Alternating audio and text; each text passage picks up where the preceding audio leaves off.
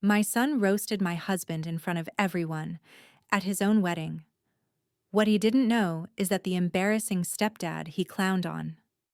Yeah, that man secretly controls every dollar my son thought he was going to inherit.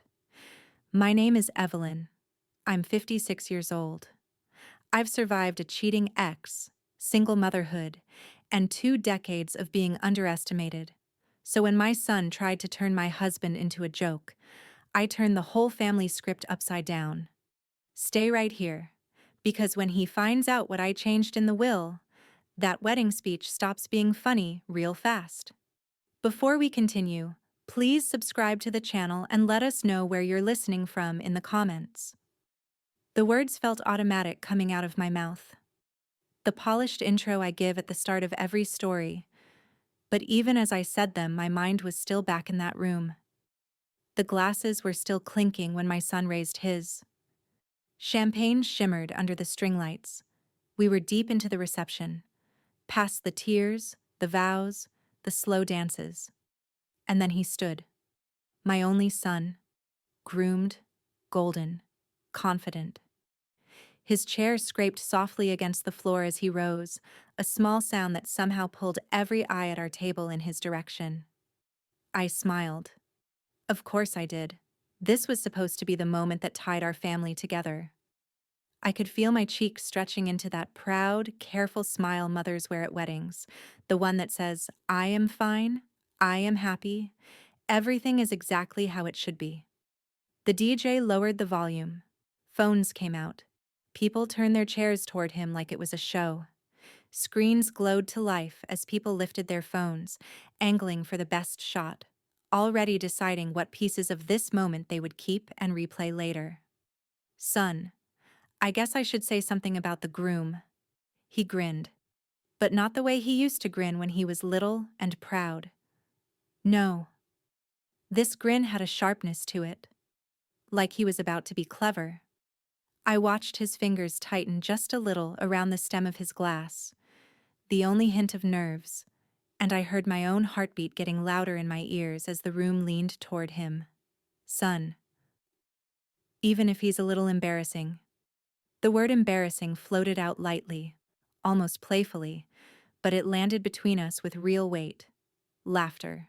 Not all of it. Some polite, some sharp, some confused. That scattered music of amusement washed over the tables, too loud in some corners, hesitant in others, like the crowd was still deciding exactly how funny it was allowed to be. I saw one of the bridesmaids look over at her friend and whisper something behind a raised hand. I could see their earrings shimmer as they leaned in, the pale flash of teeth in a quick, conspiratorial smile, the way their eyes slid over my husband like he was an exhibit. My husband, my second husband, stood beside me with that quiet stillness I've come to recognize in him. Hands clasped in front, eyes forward. No flicker of shame, no attempt to laugh along. He looked straight ahead, shoulders set, as if he had decided long ago that he would not shrink for anyone, not even my son, not even in a room full of people eager for a joke. But I felt it, a tight coil in my chest, that quiet sting, not from what my son said, but from how easily everyone accepted it. Each laugh tightened that coil another turn, pressing old bruises I thought I had already learned to live around. Like his comment was just the price of being step anything. Like it was fine to humiliate a man, if he wasn't blood. I could feel the old hierarchy in the room, invisible but powerful. The unspoken rule that the man who came second would always come last in their respect. I didn't stop the speech, didn't interrupt the smug little joke about dad jokes, or how he wore New Balance sneakers like it was 1998, or how he once got lost trying to find the Applebee's in our own neighborhood. Every punchline chipped a tiny piece off his dignity and offered it up to the crowd as entertainment, and still I sat there, letting it happen, counting each cut in my head. They all laughed. They thought I would, too. They waited for me to join them, to sanction the joke with my own laughter, not realizing that my silence was already an answer. But I didn't. I waited. I waited until the clapping died down, awkward and lopsided, until the DJ started to cue the next song, until I saw my husband reach for his coat like maybe, he was going to slip out and let me enjoy the rest of the night without him.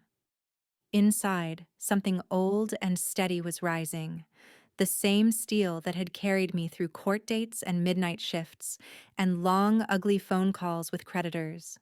That's when I took the mic. The decision formed in me slowly and then, all at once, as clear as a bell. This was not going to pass as just another awkward speech. People were still mid-sip, cheeks flushed from wine, phones still rolling, because some thought I'd say something sweet. The thought of him slipping away, quietly removing himself so no one else had to feel uncomfortable, lit a fuse I had not even realized was still there. I didn't. Me. Before we continue, there's something important everyone should understand. My knees did not shake when I stood, and I noticed that in a small, distant way, surprised by my own calm. The room didn't go silent. Not at first. It's not like in the movies. Silence creeps in. It chokes laughter mid-breath. It softens music like someone's dimming the lights inside your ears. I could see the red on people's cheeks, the shine of sweat at the nape of a neck, the tiny smear of lipstick on one of the water glasses nearest me. I didn't speak with anger. I spoke like I was narrating a memory. Soft, precise, unapologetic. The microphone felt lighter than I expected. Familiar now from years of telling my story into cameras, but this time the audience was not anonymous. This time they knew the characters by name. Me. The man you just mocked is the reason this wedding exists. The room exhaled in ragged pieces as people sensed that whatever was coming next would not fit neatly into anyone's highlight reel. A murmur. Then stillness.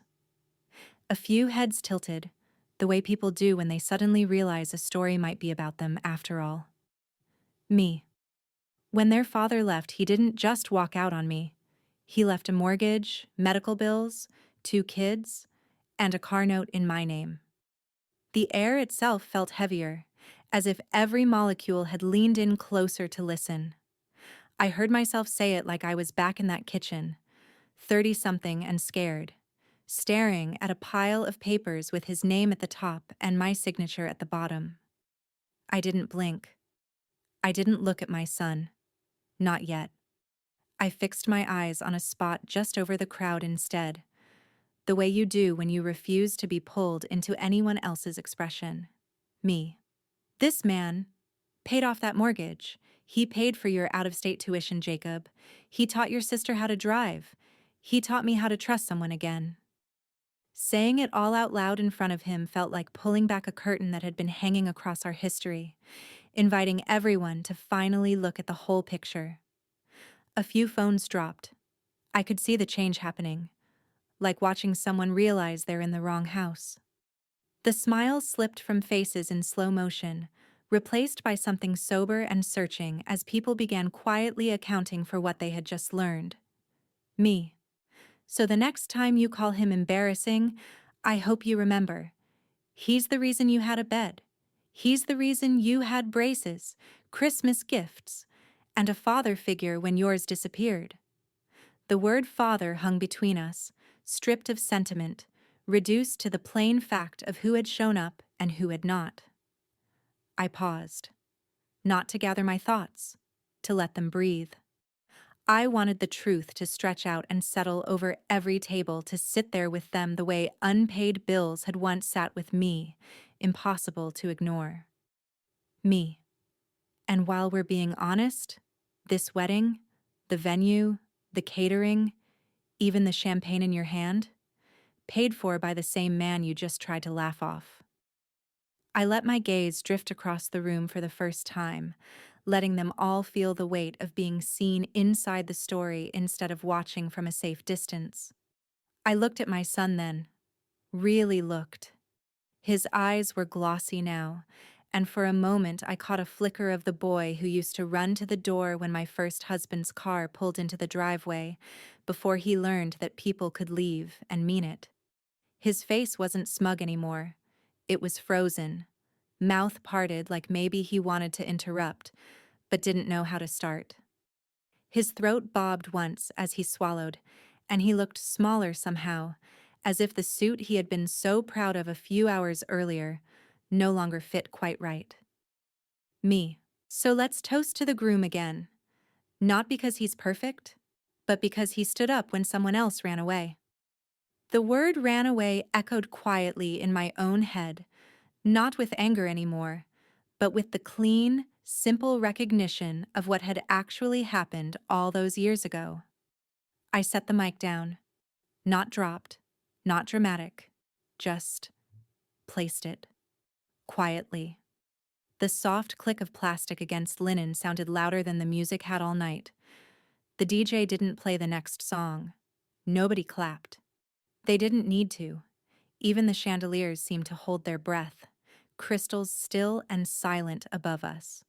Because respect doesn't need a soundtrack. It needs a moment. And that moment belonged to the man my son had just tried to reduce to a punchline. For the first time that evening, I felt the room fall completely in step with a feeling that mattered more than entertainment. If you were in my shoes, what would you have done? Let me know in the comments, and don't forget to subscribe for more stories like this. Somewhere out there, I knew another woman was listening who had lived a version of this story in her own quiet way, and I wanted her to know she was not alone. He didn't say anything for the rest of the night. Not my son. Not even when the DJ started playing again, trying to smooth the air with familiar love songs. Not when his bride leaned in to whisper something, her fingers brushing his sleeve like she was unsure if she should even touch him now. I saw his jaw tighten, but his mouth stayed closed. Funny how quiet a man can get once the crowd isn't laughing with him anymore. Once he realizes the joke only worked because everyone let it. My husband, Michael, never moved, didn't gloat, didn't flinch. He just stood beside me. Later, when people started pretending the tension had passed, when they lifted glasses again and made jokes that didn't land, when laughter came out a little too loud and a little too fast, I saw my son standing alone by the ice sculpture. He looked so much like his father in that moment. Not in the face, but in the posture. That rigid discomfort of a man who knows he's messed up, but doesn't know how to own it. Shoulders squared, head slightly lowered. He didn't approach me that night. Didn't say thank you. Didn't say sorry.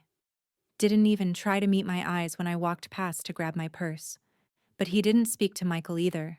He gave him that deliberate distance, like the man who raised him had suddenly become a stranger.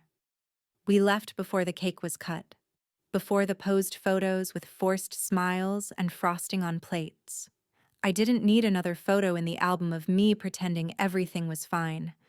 I had years of those already. Michael held the door for me, like always, opened the car, waited for me to settle before he closed it with that soft, careful push that never sounded like anger. Drove in silence until we were halfway home. The city lights thinned out and the highway opened, long and dark in front of us. Then he finally asked, voice low, Michael, did you mean all that? He didn't look at me when he said it, just kept his eyes on the road, hands steady on the wheel. I turned to look at him, the passing streetlights catching the silver in his hair. They brushed across his profile, tracing the years we had survived together. Me. Every word. He nodded once.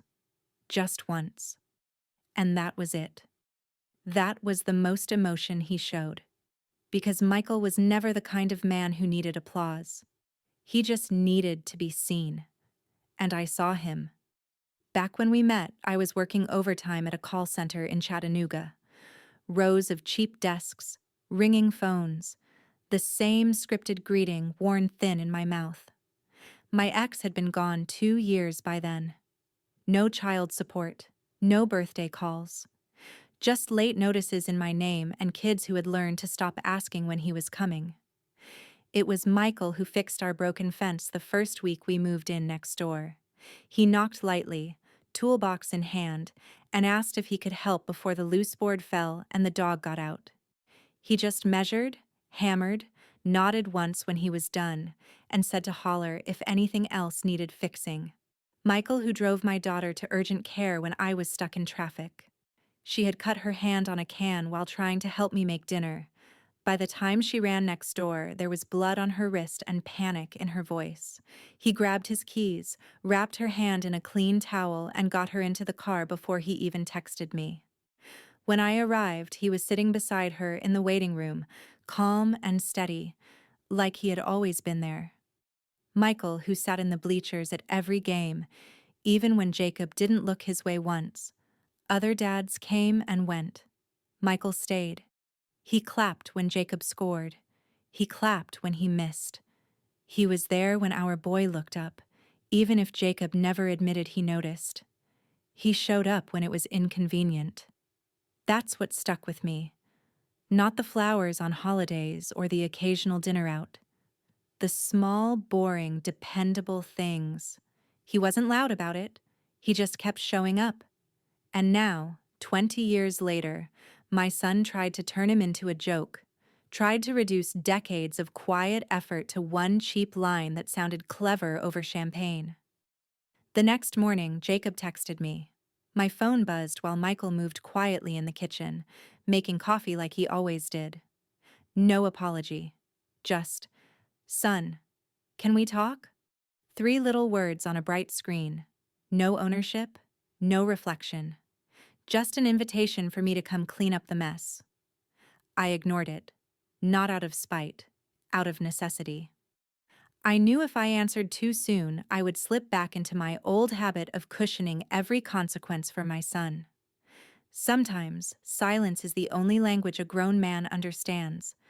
Sometimes, the only way to show you are serious is to stop explaining yourself. Days passed. The message stayed there, unread, but not unseen. I went to work, came home, folded laundry with the faint smell of the reception still clinging to my dress.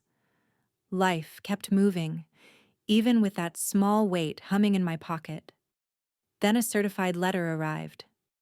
At first, I thought it was something from the wedding venue, some leftover paperwork or invoice, maybe a final adjustment to the bill, something routine. But when I opened it, my breath caught. The paper was thick, the tone formal. It was from Jacob. Typed. Signed. A legal notice revoking Michael as his emergency contact, removing him from all shared financial planning documents, and requesting space from the family dynamic to process recent events. I sat at the kitchen table staring at that page like it was written in another language. The words were familiar. Together, they felt like a stranger had arranged them. It wasn't just rejection, it was punishment. A way of saying, "You embarrassed me, so I will erase you." He couldn't take the public correction, so he did what his father used to do. He ran. But this time, he ran in legal ink. No shouting, no slammed door. Just distance you could send through the mail. Michael found me there an hour later, the letter still unfolded on the table.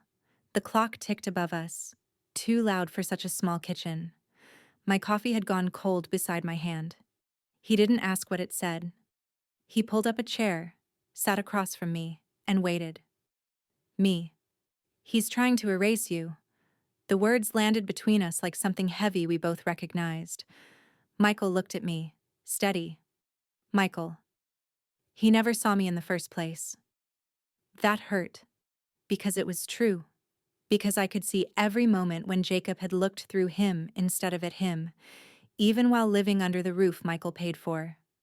I'd spent years building this family on top of silence, covering cracks with holidays and carefully planned dinners, hoping love would trickle down through effort, that if I just kept pushing, the bond would follow. But sometimes, effort just becomes expectation, and people forget who paid the price. I didn't reply to the letter.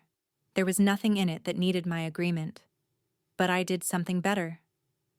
I pulled out our household trust documents, the binder from the bottom drawer, the ones we updated just last year.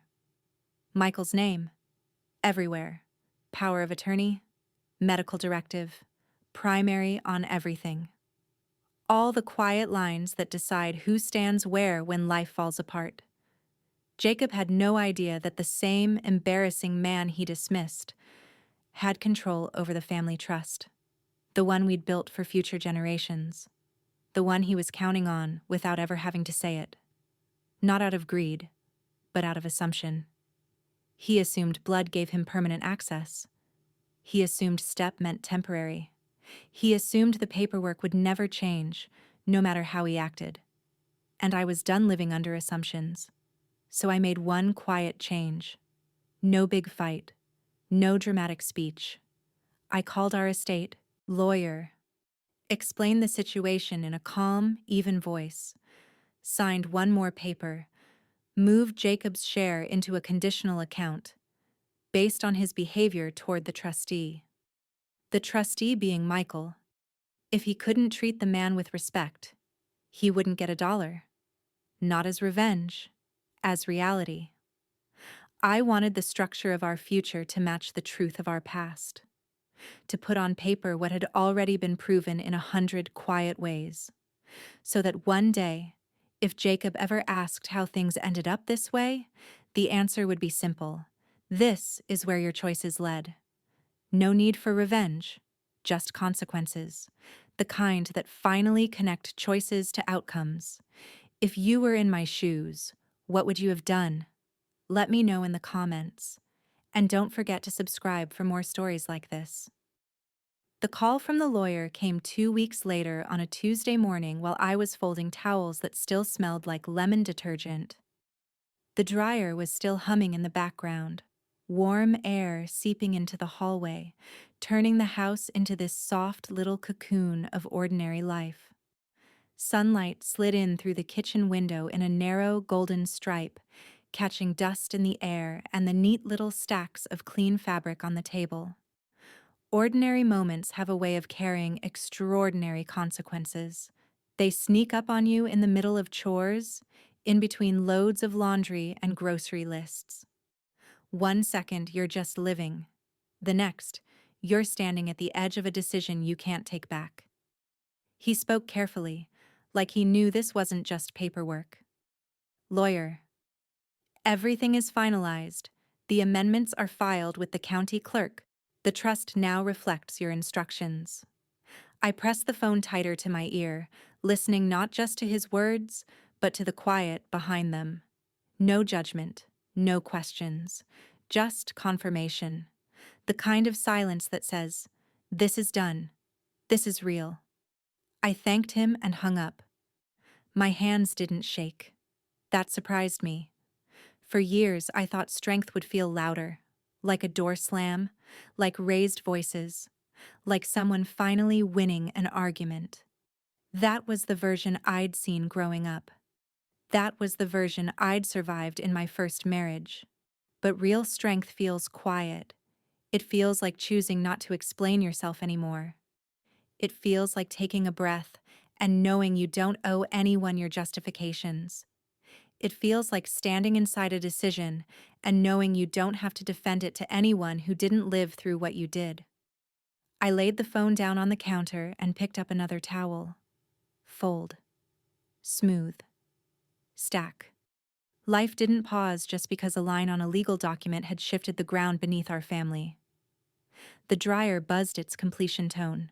A car rolled past outside. Somewhere, a dog barked. The world kept turning like nothing had changed, even though I knew everything had. Jacob found out 3 days later. Not from me.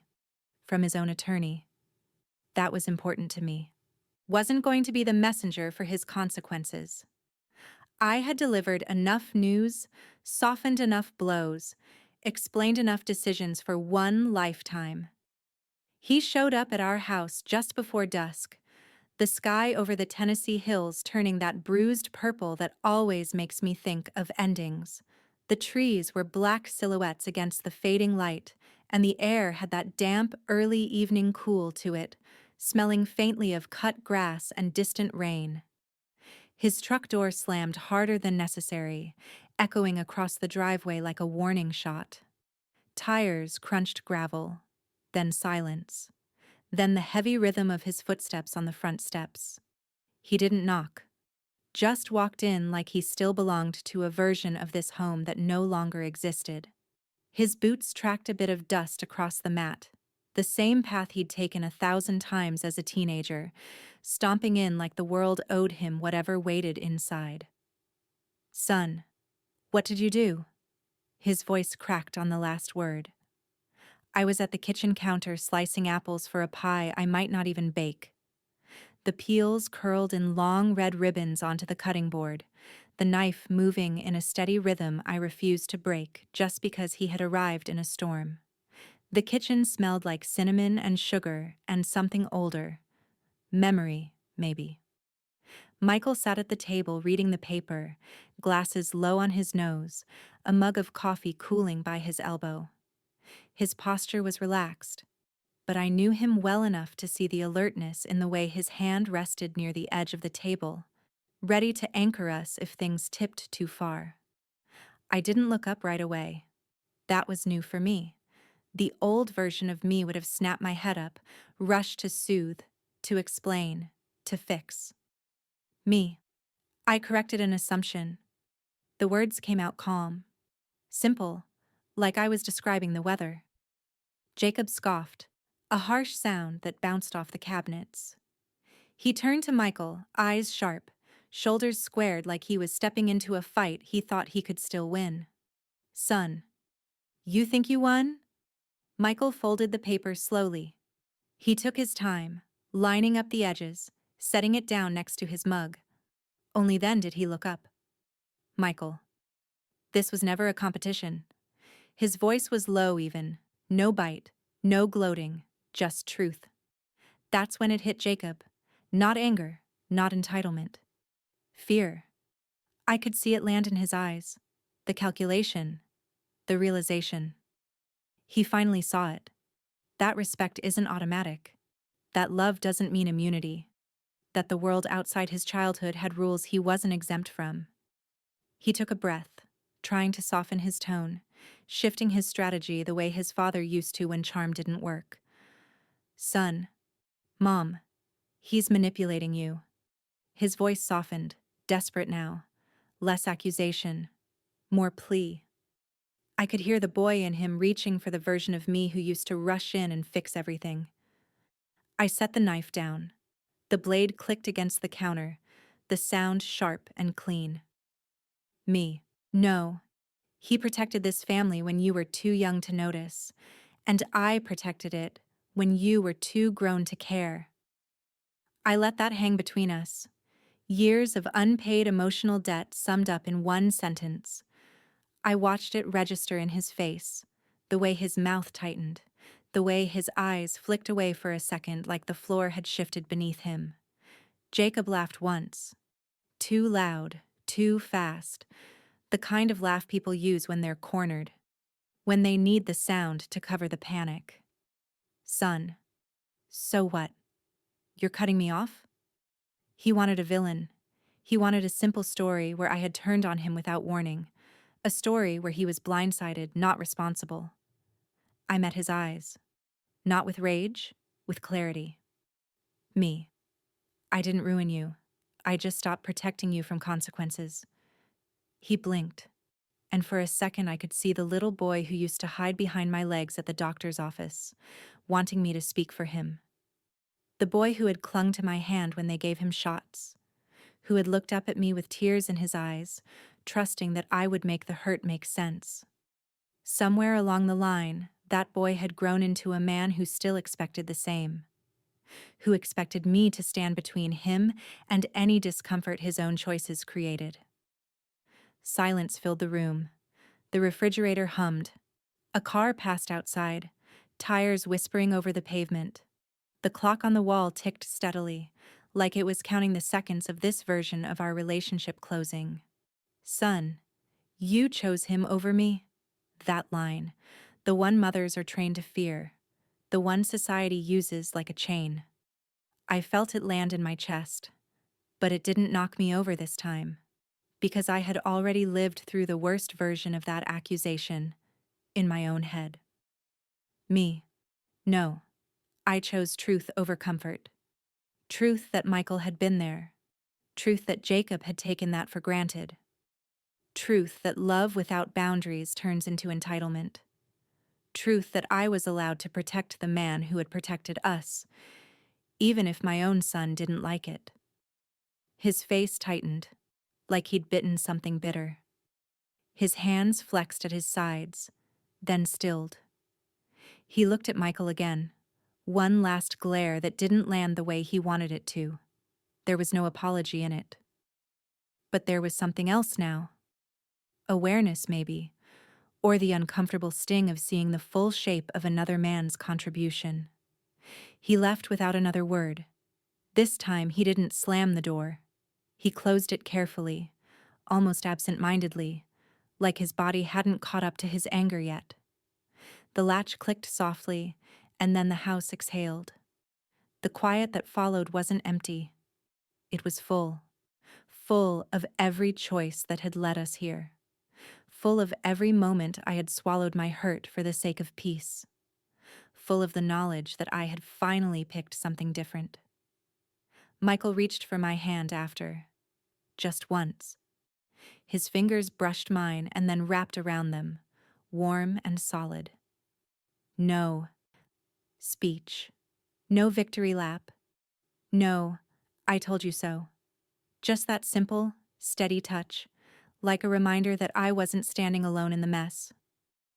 Later that night, I stood in the bathroom brushing my hair, watching a woman in the mirror who finally looked settled in her own skin. The overhead light was a little too bright, catching the lines at the corners of my eyes, the faint softness under my chin. Signs of years lived, not wasted. Some betrayals don't leave bruises, just silence. Some don't come as explosions. They arrive as neglect, as jokes at someone else's expense, as legal letters meant to erase a man from an emergency contact list after he spent 2 decades being the one everyone called in a crisis.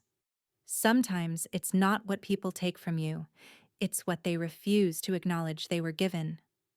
I thought about all the times I'd been called selfish, for leaving a bad marriage, for setting boundaries, for saying no when I was expected to say yes, for asking to be treated with basic respect in my own home. They called me selfish right before they stole everything I earned. Time, energy, money, peace. They took my labor and called it duty, took my sacrifices and called them expected, took my forgiveness and treated it like a guarantee. She smiled like I was the joke. I made sure I was the punchline instead. The she in my story isn't just one woman. It's the ex who thought I'd never leave. It's the in-laws who whispered that I should be grateful anyone wanted a woman with kids.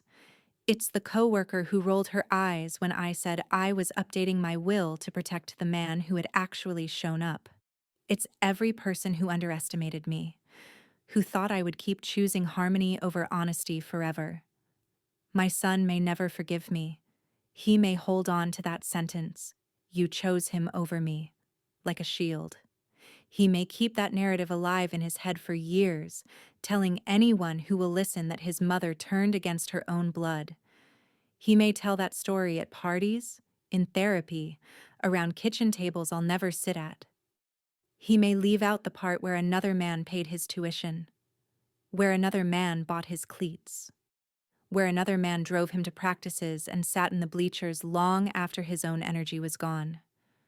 But forgiveness was never the goal. Dignity was. Dignity for the man who showed up.